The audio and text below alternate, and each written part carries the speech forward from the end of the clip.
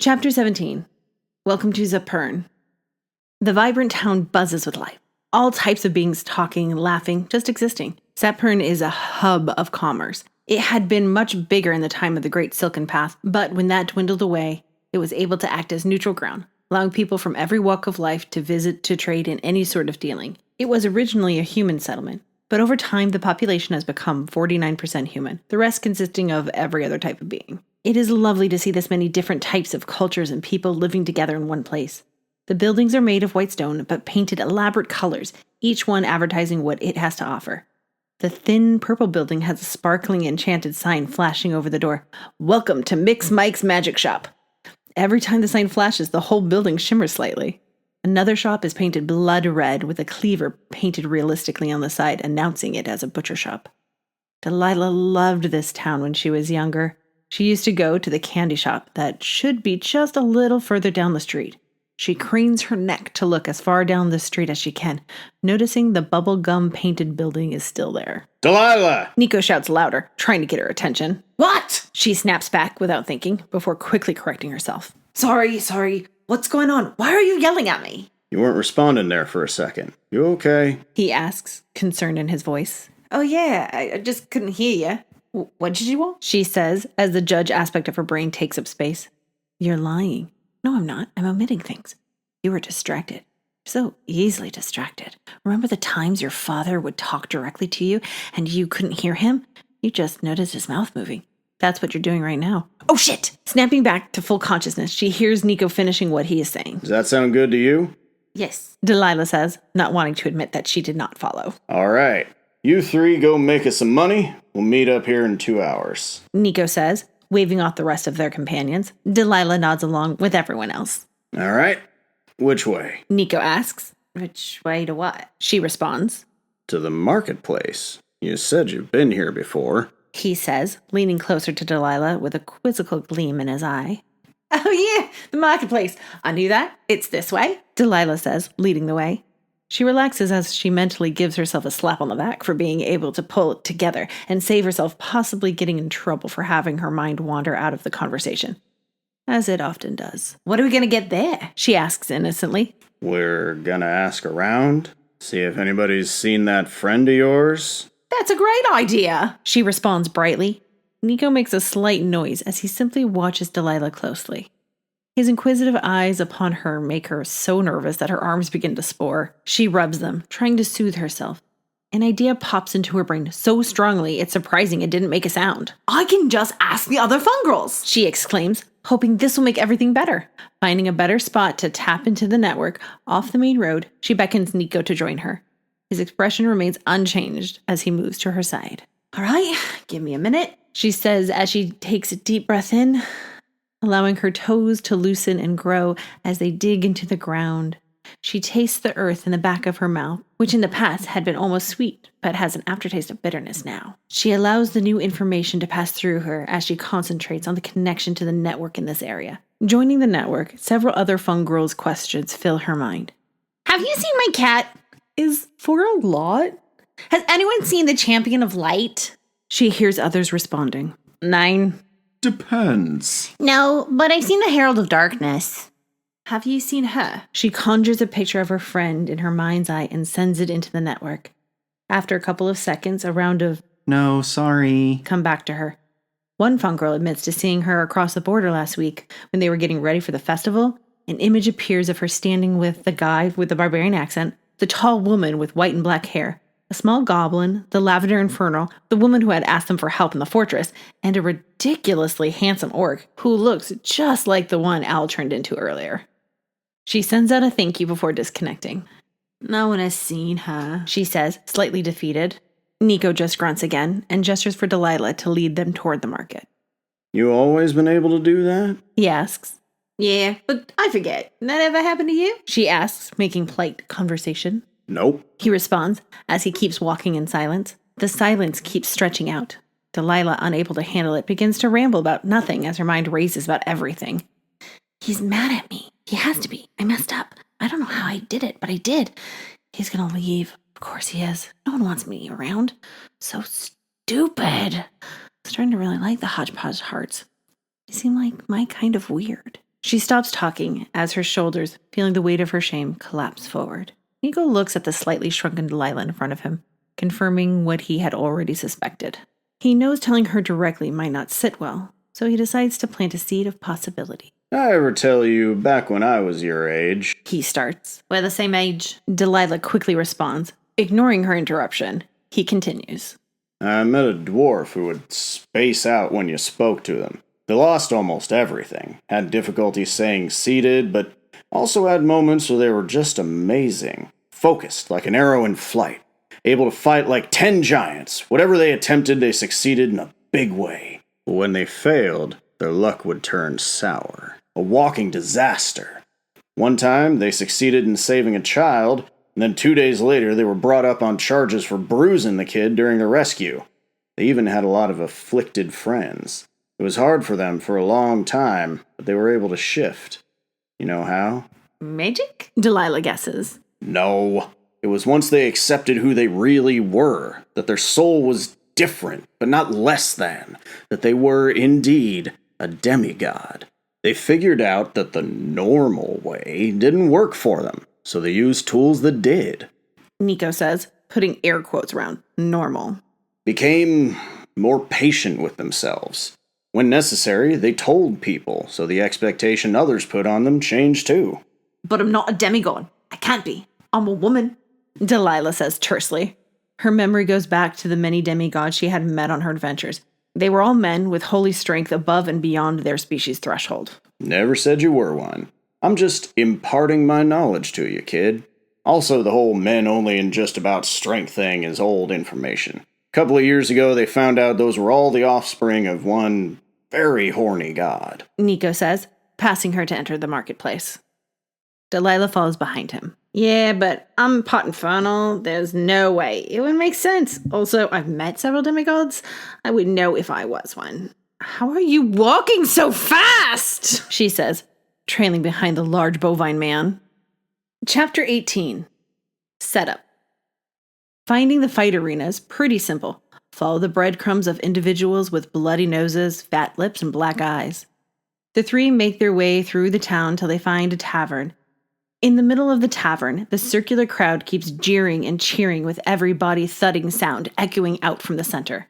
The three smile and get to work.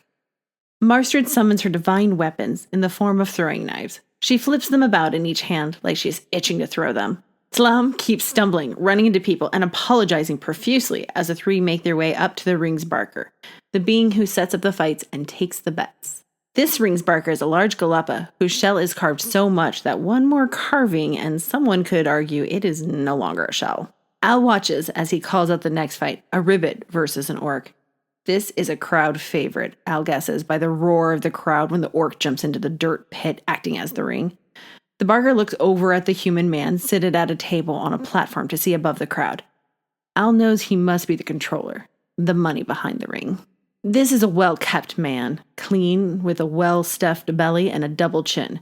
He is dressed in a black tailored suit and wears little gold rings with large stones on every finger. A man who probably has never fought, but he has a thirst for violence, so he satiates it by making men he thinks are less than him fight. Al makes his way up to the barker as the fight ends and the cheers rise and fall. He clears his throat as he projects loudly for all to hear. Oh, how quaint! Your fighters are absolutely adorable! I think this is where we should have practice for you two. He points to Marstryd, who gives a wild grin, allowing the clay to pull the corners of her mouth further, more so than any real human muscles could do. And Tla-hum, who trips and falls over her own feet. I don't think this is a good idea, she says, rubbing her elbow. Nonsense! Now, who do I need to talk to about letting my fighters practice on your men here? Is it you, my good turtle? He asks the galapa. Sorry, all names must be given before we start the first round. And as you can see, we have 4 left. You can have your He looks over at the two women. fighters He says, with air quotes, in tomorrow's rounds. Eyeing the big men at the table, Al says to the crowd. Care to make a wager? I bet my fighters can take on any of yours. The crowd falls into a hush. Sorry, sir. Rules are rules. The barker says, looking at the rich man. Al watches the rich man sit back, happy to follow the stupid rules. The opportunity slipping through his fingers, he pulls the magic within his body into his next words, directing them at the controller. Well, I guess you must not have the money to bet 1 bag of gold against my 2 fighters. Pity. He says, trying to enrapture the man. Feeling the resistance, he stresses the next words. I bet 2 bags of gold that one of my fighters can take on all 4 of the fighters you have left. And the rich man laughs at the puny, dark-haired human before him. Deal, but I get to choose your fighter. That one. He says, pointing at Tla-hum as he places 2 large bags of gold onto the table. Well, that's not fair. She can take them out while only taking 2 hits herself. If they're lucky. Al says, feeling the jubilation of having a whale on the line. With a guttural laugh, the rich man says, Her? An extra bag of gold if she can do it while only taking 1 hit from any of my boars. He places the 3rd bag next to the others. Setting the hook, Al says, Deal. But you can't say I didn't warn you. Tla-hum cautiously enters the ring. The barker begins with the rules. Remember, try not to kill anyone. If you do, half your earnings will be forfeited to their family. Other than that, scratch, bite, and maim to your heart's content. The crowd roars in anticipation as the barker begins to announce the fighters, each one hopping into the pit when they hear their name. First, an elven male named Lanthorn. Next to him is a fawn the barker calls Blitzen. The last 2 are much bigger. The first one was the last year's runner-up, a yellow-scaled dracona with scars running down his exposed upper half named Azron. The second was last year's winner and favorite to win today's fight, a large orc named Nithos, who's missing an eye. The bell rings and the crowd watches as the poor little half-goblin fawn stands frozen like a deer in torchlights. The 4 fighters fan out a bit, attempting to flank her. The crowd's bloodlust rises, wanting to see the sacrificial lamb pay the price for trespassing into their pit. Chapter 19. Payoff. The tiny Tla-hum watches as the fighters spread around her. Oh no, y'all so much bigger, little itty bit of me, She says, doing a quick calculation of the fighters in front of her. She knows to take out the weaker ones first. Less fish she'll have to think about. The tiny half-goblin eyes up her first target, the elf, coming up along her right side. But I think y'all men bit off more than you can chew, She says with a smirk before charging at the elf, hurling her shoulder and her arm into him, as her legs pivot with the movement, allowing all the motion to transfer from her to him. Her body bashes into him, breaking his bones as he flies several feet in the air. He's unconscious before he hits the ground. The crowd, the fighters, and the rich men freeze as a voice from the crowd cheers. Woo! That's my walala life. Hearing Marstryd's voice warms Tla-hum's heart, filling her with more determination. The split seconds of stillness is all she needs to clobber her second target with a left hook, sending him flying. He lands on top of the unconscious elf. He tries to get up, but his arms give out, crashing him back into the pile. Y'all gonna make me dance by myself all night? She says to the 2 remaining larger opponents. Get her! The rich man yells from his tiny platform.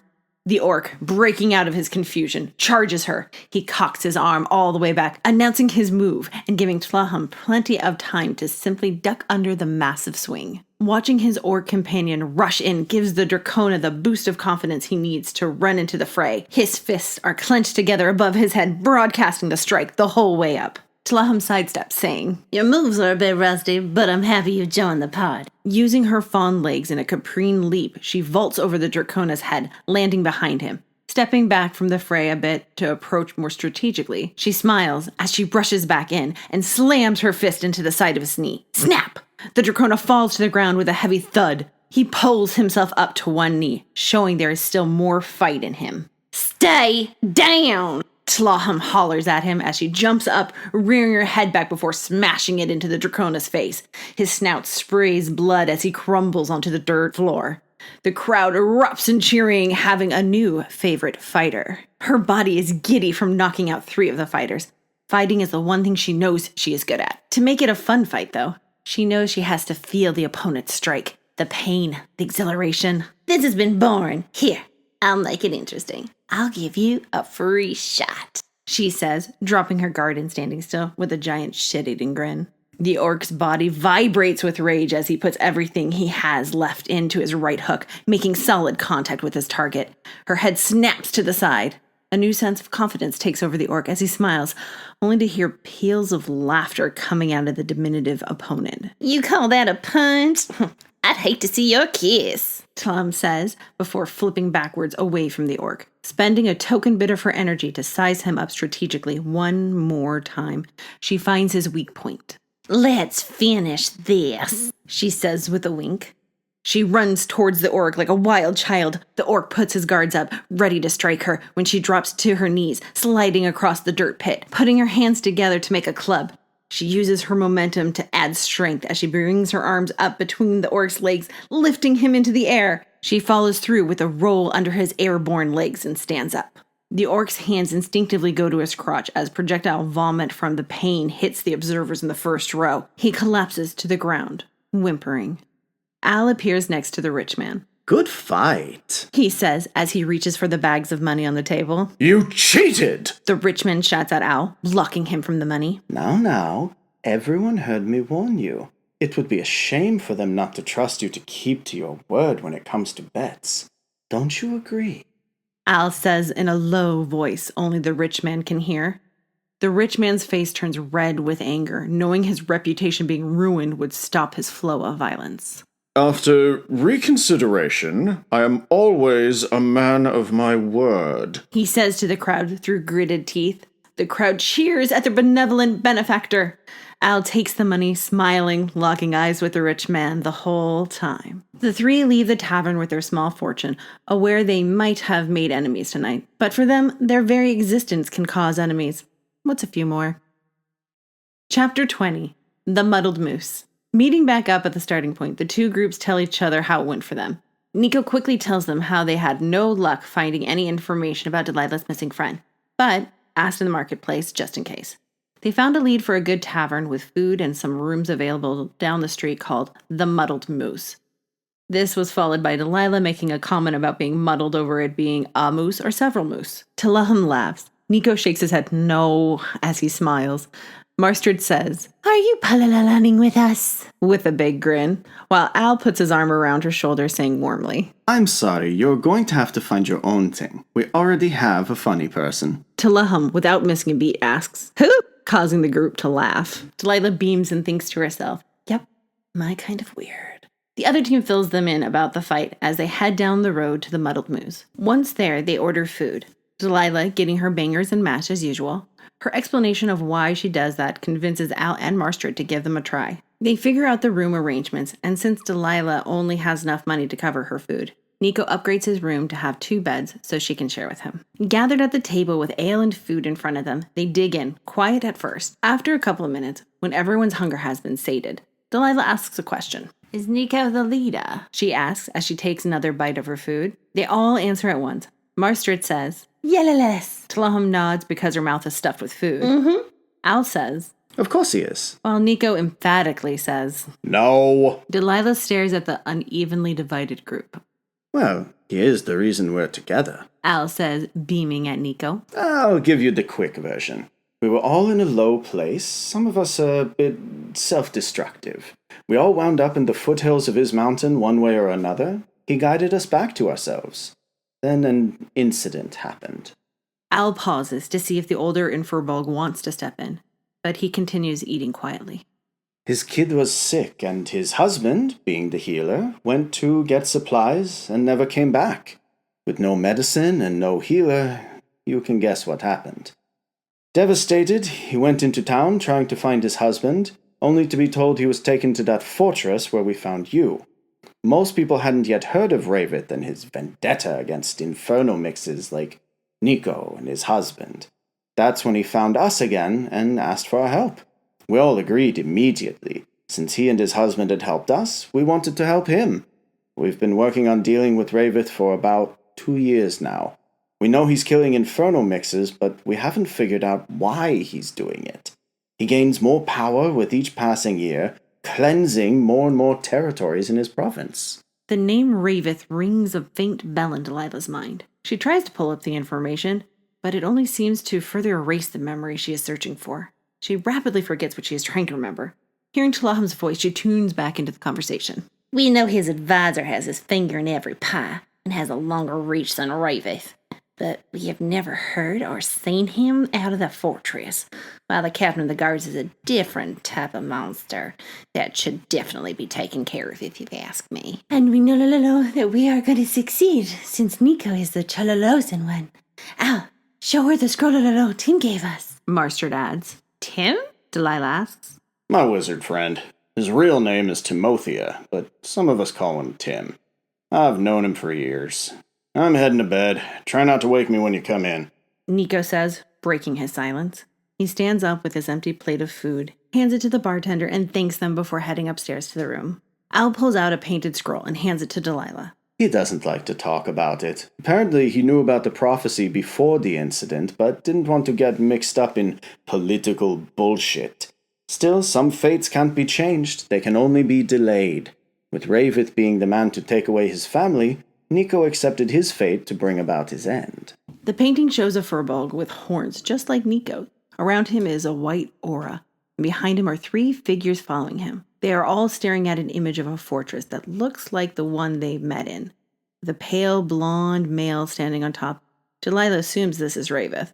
The fortress is broken and crumbling, as the man's fall is inevitable. Apparently, this painting was made when Nico was a young man. His friend found it in one of his wizard books at school and ripped it out to show him. Delilah turns it over and sees writing on the back. When the blood of the Furbolg is spilled on circular ground, the proud shall fall, and hubris will become silent. She reads aloud to herself. Delilah looks at the staircase. A pang of sadness tugs on her soul. She can't imagine the heaviness of losing her spouse and child, only to have the responsibility of taking down a tyrant put upon her shoulders. This must be why he's so gruff. Even so, he still tried to help Delilah today. The sadness mixes together with a warm, happy, loving feeling. I think I should head to bed too.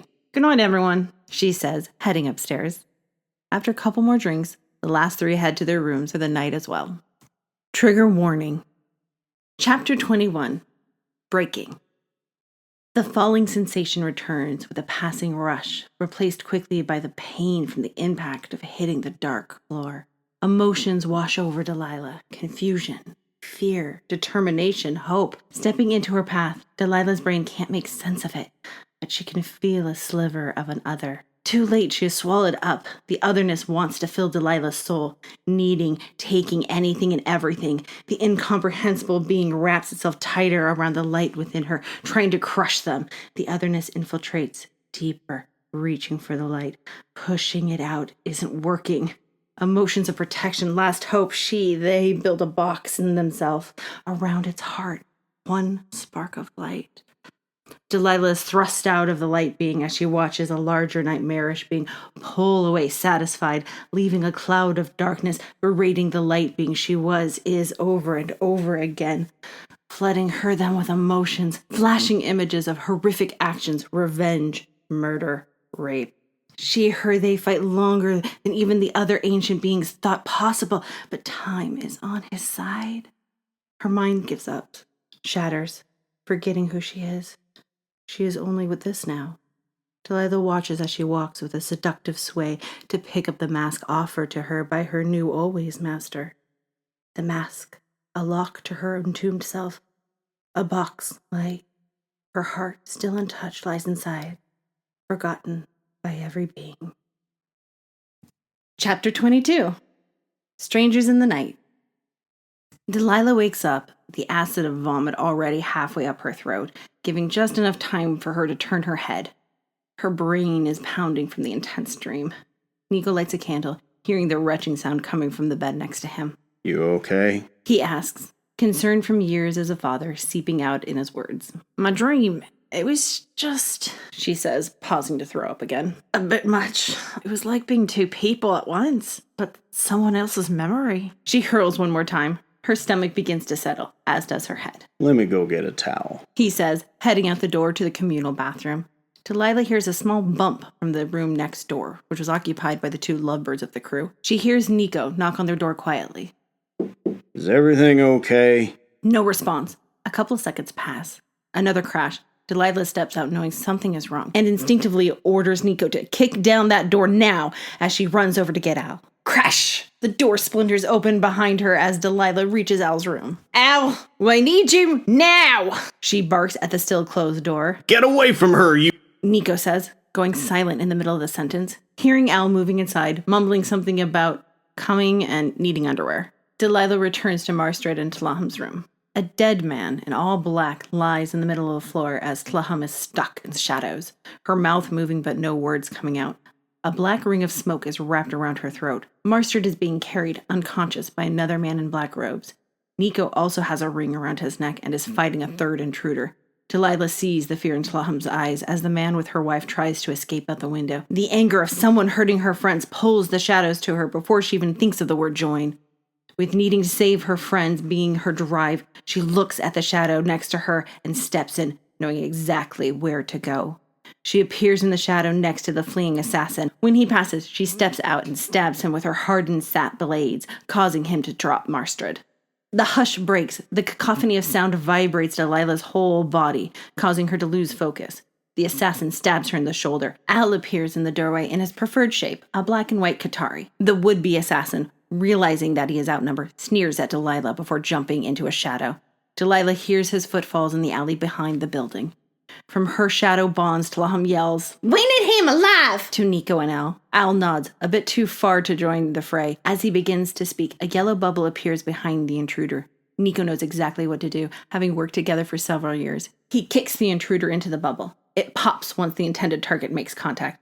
The sleep is sudden as he falls to the floor, snoring loudly. The shadow binds holding Tla-hum break as she rushes over to Marstryd. Whispers and kisses pass between them, but the group hears a couple of words. "You're not okay, and you need to eat." Marstryd eventually agrees and stands up. Delilah internally gasps as Marstryd stands in the light. Her clay skin is dry, cracked, and falling off. The exposed pieces of her clank frame glisten in the candlelight. Her eyes are dulled with the white film. Her hypodermic needle fangs hang out of her mouth. Even her hair has less luster. Delilah had met many vampires in her travels, some kind, some evil in every sense of the word.